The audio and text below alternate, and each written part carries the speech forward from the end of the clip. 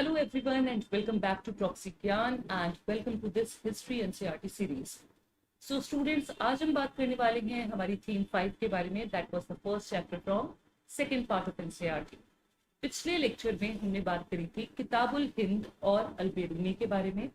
फिर हमने बात करी थी इब्न बतूता के बारे में जो कि अपनी किताब रिहला में इंडिया का अकाउंट देते. Now students, we will move ahead to the next traveler, that is Francois Bernier. अब फ्रेंकोइस बर्नियर जो है स्टूडेंट, वो जैसे मैंने आपको पिछले सेशंस में बताया was from France. Okay, was from France. He was French traveller. तो फ्रेंकोइस बर्नियर ने क्या देखा स्टूडेंट्स? ये बॉर्न हुए थे फ्रांस में 1620 एडी में. 1620 एडी में इनका जन्म हुआ था फ्रांस में. Let me right it for you all.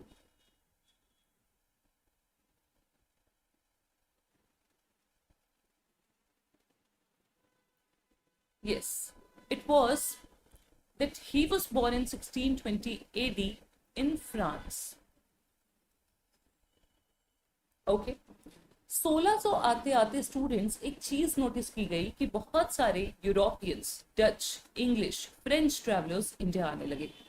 One of the famous was French jeweller Jean Baptiste Tavernier who traveled to India at least 6 times. ये कम से कम 6 बार इंडिया आए थे. फ्रांस के ज्वेलर थे ये.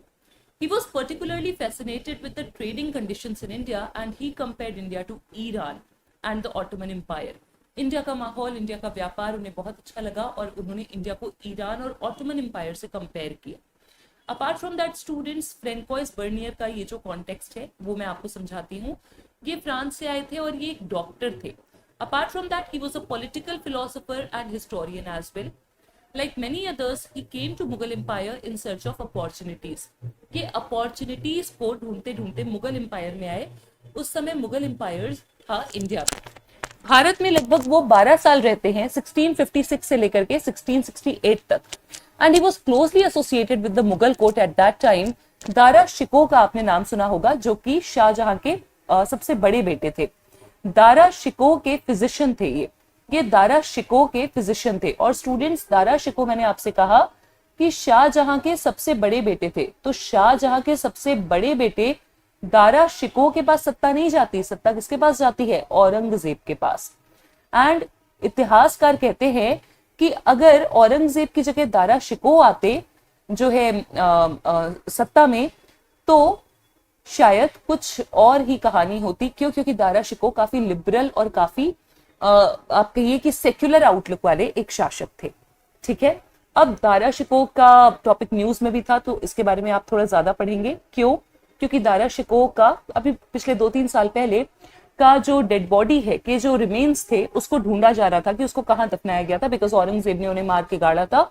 एंड दिल्ली में उनकी बॉडी जो है, जहां पे बहुत सारे मुगल्स आपके हुमायूंस टोम्ब में दफन है, तो वहां पर उन्हें ढूंढा जा रहा था. उनकी बॉडी को ढूंढा जा रहा था.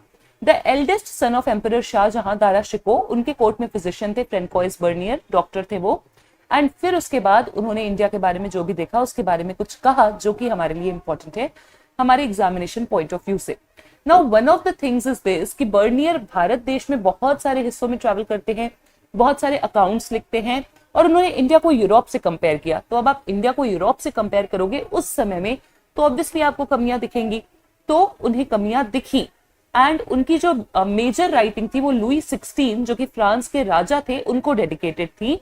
उन्होंने बहुत सारी राइटिंग्स अपनी लेटर्स के फॉर्म में लिखी थी. लुई 14 को, 16 को नहीं, लुई 14 को उन्होंने बहुत सारी अपनी राइटिंग्स लेटर्स के फॉर्म में लिखी थी.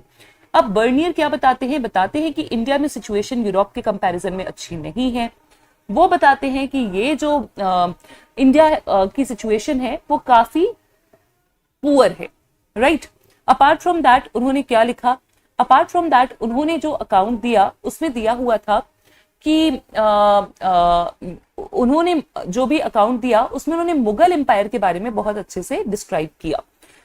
ही wrote his book travels in the Mughal empire. उन्होंने मुगल एम्पायर में ट्रैवल्स के टॉपिक को लिखा.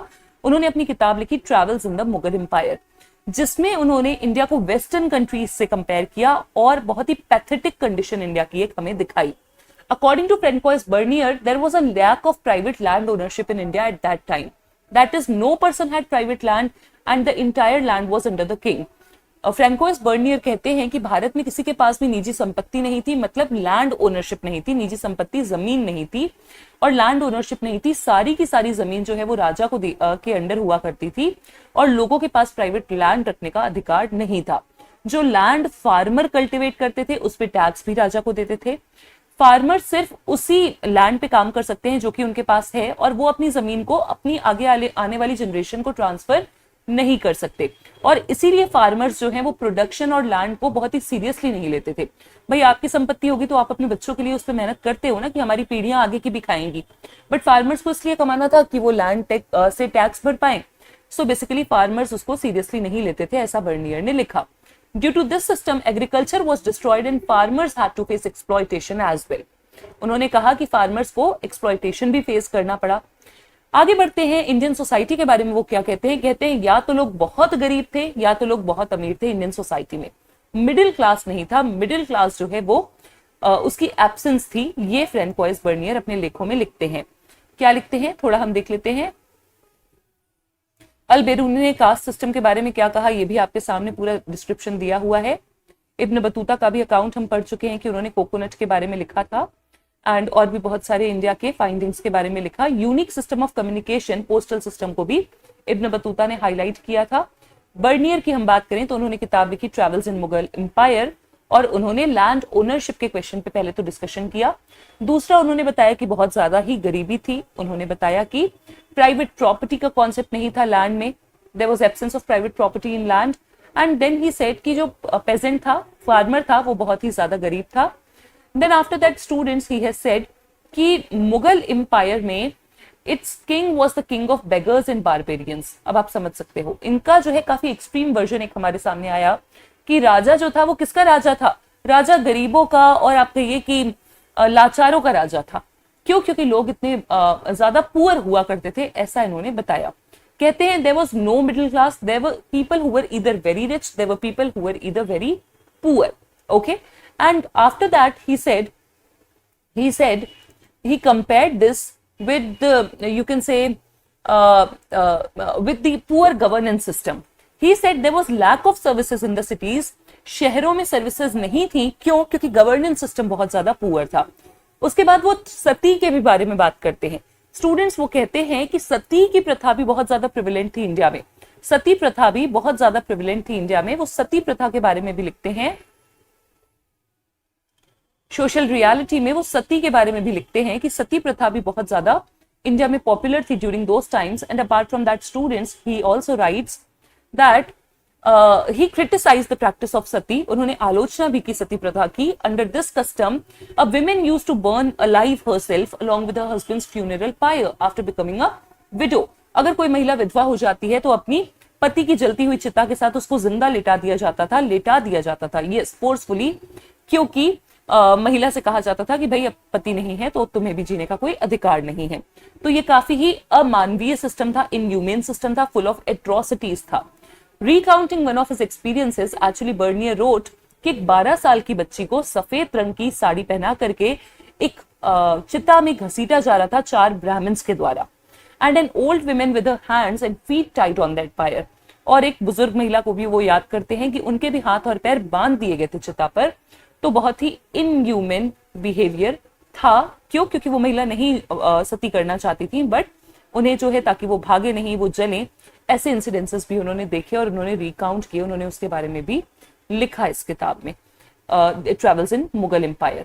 सो ये उनका इंडिया का एक्सपीरियंस रहा, ये उनका इंडिया का वर्णन रहा। एक्सपीरियंस से ज्यादा the way how you define it matters, right. उसके बाद वो मर्चेंट्स के बारे में भी लिखते हैं कि merchants often had strong community और किन टाइज। जो व्यापारी थे उनके कम्युनिटी टाइज थे, समुदाय से एसोसिएटेड थे। And they were organised into their own caste cum occupational bodies. अपने कास्ट से एसोसिएटेड ही व्यापार वाणिज्य करते थे। एंड इंडिया में, वेस्टर्न इंडिया में उन्हें महाजन कहा जाता था और उनके चीफ्स को सेठ कहा जाता था। अभी भी ये टर्म्स पॉपुलर आपने सुने होंगे।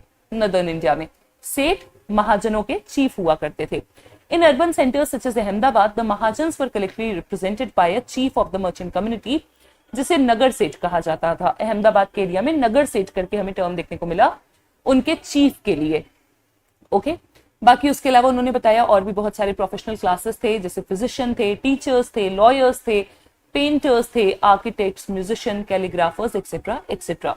बहुत सारे लोग जो थे वो इंपीरियल पेट्रोनेज पे डिपेंडेंट थे और बहुत सारे लोग जो थे वो अपनी लिविंग को खुद ही अर्न करते थे क्राउडेड बाजार्स और मार्केट्स में बेच करके। और सती के बारे में तो हम डिस्कस कर ही चुके हैं कि सती प्रथा के बारे में उनके बहुत ही हॉरिफाइंग एक्सपीरियंसेस इंडिया में रहे। So this was all for today, this was all for Francois Bernier. So students थोड़ा सा क्विकली रिविजन कर लेते हैं। 3 थिंकर्स के बारे में आपको इसमें बताया गया है। First is your Al Biruni, second is Ibn Battuta and third is your Francois Bernier. बाकी और भी थिंकर्स की डिटेल दी हुई है, कौन से कब आए, किस समय में आए, इसको थोड़ा सा आप देख लेंगे ताकि कंटेम्प्रेरी टाइम पीरियड्स का आपको जानकारी हो। एंड अगर you are getting a question regarding any of these topics so you are able to solve it. Okay, ऐसे क्वेश्चंस प्रीलिम्स में एक्सपेक्ट किए जा सकते हैं, तो ये डिटेल्स भी आप थोड़ा सा गो थ्रू कर लेंगे just for your understanding of the chronological events. With this, we have come to end of theme 5, and in our next class, we are going to study about theme 6, Bhakti Sufi traditions. Students, this is going to be very relevant. Theme 6, Bhakti Sufi traditions, is going to be very relevant for your examination. Medieval Indian history से भक्ति सूफी movement से सवाल बहुत ज्यादा high probability है कि आए ही आए, तो इसको हम अगली क्लास में पढ़ेंगे। Till then students, take care, bye bye, see you all in next class and also subscribe to YouTube channel of Proxy Gyan अगर आपने अभी तक नहीं किया है, और हमारे टेलीग्राम ग्रुप को भी ज्वाइन कर लीजिए क्योंकि टेलीग्राम ग्रुप पर ही आपको सारे लेटेस्ट अपडेट्स मिलते हैं about all the classes and free sessions. Thank you so much, bye, take care.